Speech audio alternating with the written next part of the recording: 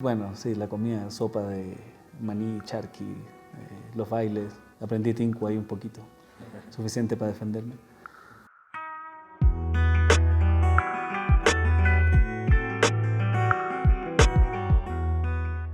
Bueno, mi nombre es Mauricio Cárcamo en términos de lo que declara la cédula, digamos. Soy arquitecto de formación, me he salido un poco de eso.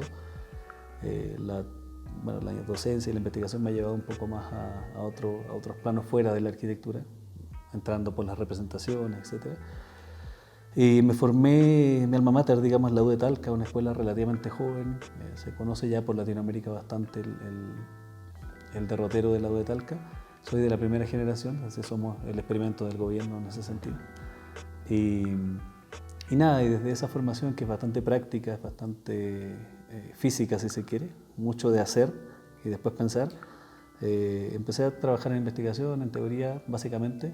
Podríamos llamarlo teoría de las prácticas, quizás. Y nada, y en eso he estado ya 10, 12 años.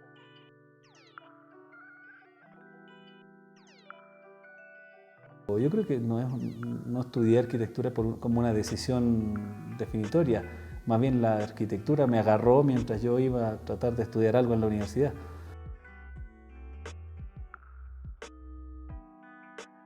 Debo ser súper honesto, no tenía idea de qué trataba la arquitectura cuando entré a la escuela. Sabía lo que sabe una persona que anda por la calle, que tiene que ver con hacer edificios, que parece que las matemáticas y los dibujos tienen que ver con eso, y sería, o sea, era absolutamente un ignorante respecto a la disciplina, y no sé si me he enterado mucho más después de eso, pero creo que justamente las cosas relevantes uno las va descubriendo en el camino y te vas enamorando, y nadie tiene el derrotero hecho antes.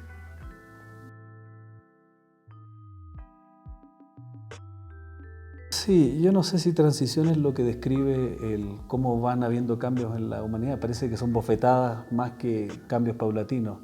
Y como siempre, de esas bofetadas o de esas mutaciones o choques, digamos, va surgiendo el avance, si es que le queremos llamar avance a cómo van pasando las cosas.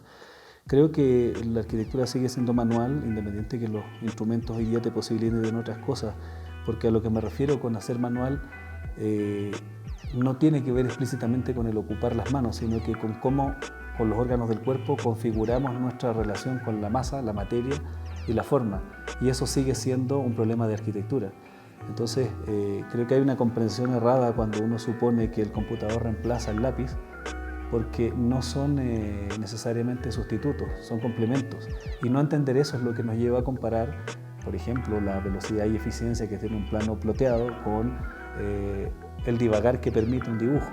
O sea, básicamente va por ahí la diferencia. No es un problema del mero instrumento, sino que de cómo lo operativizamos en nuestras prácticas.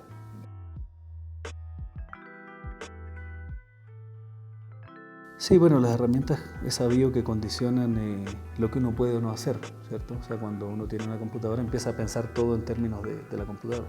Eso se llama, hace mucho rato, en los 60 decían, el problema como la herramienta. Si solo tienes un martillo todo empieza a parecer un clavo, digamos.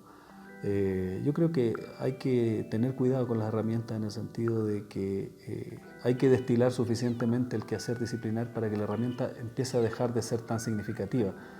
Creo que el tener software, el tener mecanización, industrialización de la producción, si bien es cierto puede facilitar un montón de cosas, también puede perjudicarla. Lo importante es qué hay debajo de eso, cuál es el sustrato, cómo queremos vivir básicamente.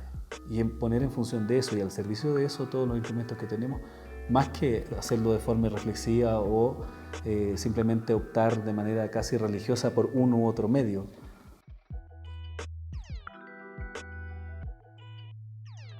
Me parece irreflexivo hacerlo en términos literales.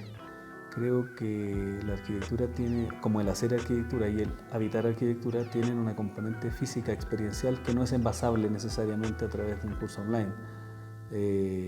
Por cierto que hay un montón de cosas que sí lo son. Lo que estoy tratando de decir en términos súper sencillos es la experiencia no es codificable. Yo no puedo traspasar o convertir en código una experiencia, por lo tanto no la puedo traspasar a otro. La única forma que yo puedo pretender que tú tengas una experiencia similar a la mía es fabricar un escenario en donde tú lo puedas sentir en primera persona. Entonces creo que hay un montón de cosas de la arquitectura, sobre todo las ligadas a la experiencia, que no son enviables por mail, digamos. y desde esa perspectiva me parece que son instrumentos importantes del mundo digital, pero creo que sigue siendo la ciudad el principal laboratorio, con toda la complejidad que incrementa la comunicación, la red y la tecnología hoy día.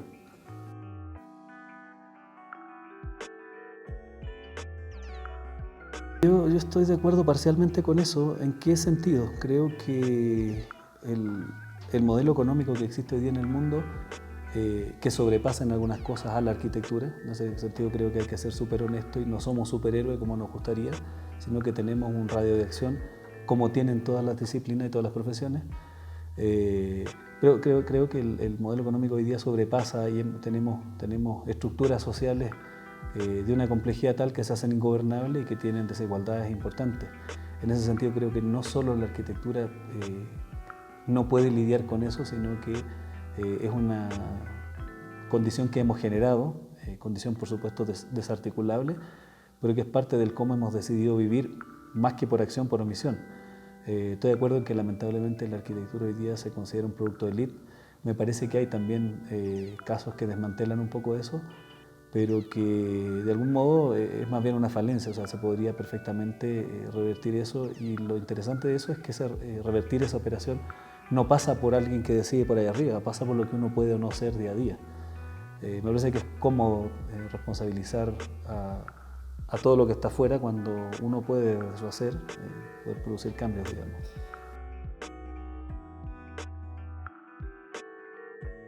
No, yo creo que es excelente mi experiencia en Bolivia. He aprendido mucho, un país que me apasiona mucho, que tiene mucho por mostrar aún. Y nada, creo que no da vuelta a la cuadra y se sorprende, así que ha sido absolutamente positivo.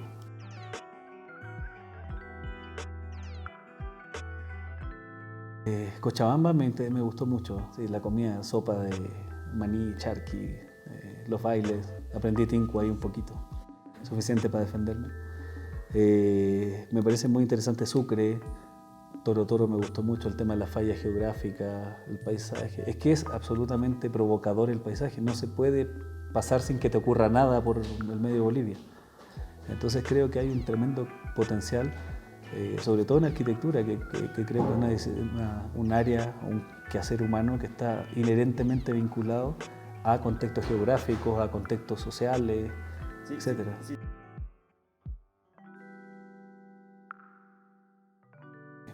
Bolivia es un país hecho de materia, me parece que es una de las cosas que más clave considero. O sea, tú sales y ves materia por todos lados, ves una ciudad haciéndose, ves ladrillo, la naranja altiplánica, le decíamos con cariño con unos amigos, porque es una permanente manufactura, se está construyendo permanentemente.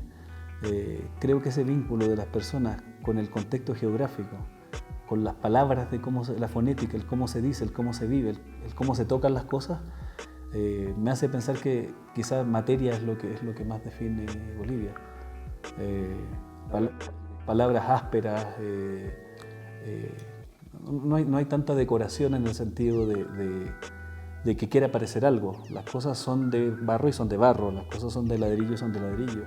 Por mucho que se decoren los cholets, sigue estando detrás la masa, digamos, el cómo se construye, el cómo la gente come en la calle, se sientan ahí. Espontaneidad me parece que, y eso creo que es un insumo que hoy día falta mucho en el mundo.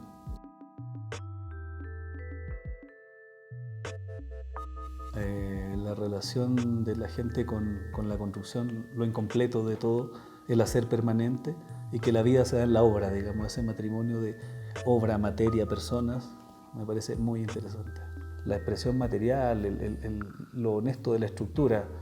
Ya se quisieran los modernos desde hace no sé cuántos años atrás tener estructuras tan honestas como las de acá, donde el cerramiento es la estructura misma, no hay ningún tipo de mentira adicional. Una ciudad que se muestra desnuda completamente y permanentemente.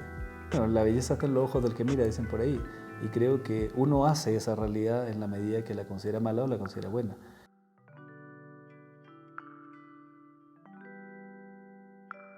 Sí, me parece que hay un tema con el asumir lo que somos, asumir los materiales que tenemos, asumir nuestras prácticas, nuestras costumbres y no mirarlas como una cosa para dejar de lado.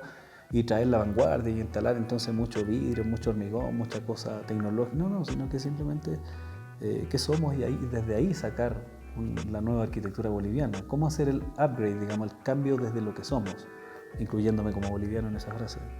Creo que esa es una de las cosas, es mirarnos de nuevo y desde eso empezar a trabajar, más que suponer una implantación transversal, digamos, que mate todo.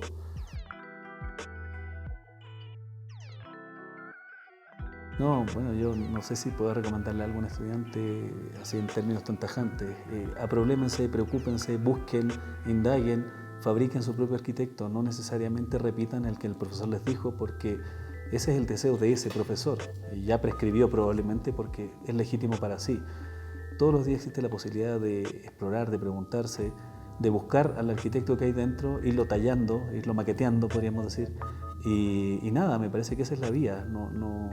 En nuestra disciplina, quizás en la vida entera, pero en nuestra disciplina particularmente, no hay recetas necesariamente dadas, sino que se hace en la medida que se va haciendo, digamos. Entonces, la facultad es una instancia súper interesante para discutir, para confrontar, para especular. Eso es la formación en arquitectura. No es ir a aprender materias, ni contenidos, ni aprobar con checklist esta o esta otra materia.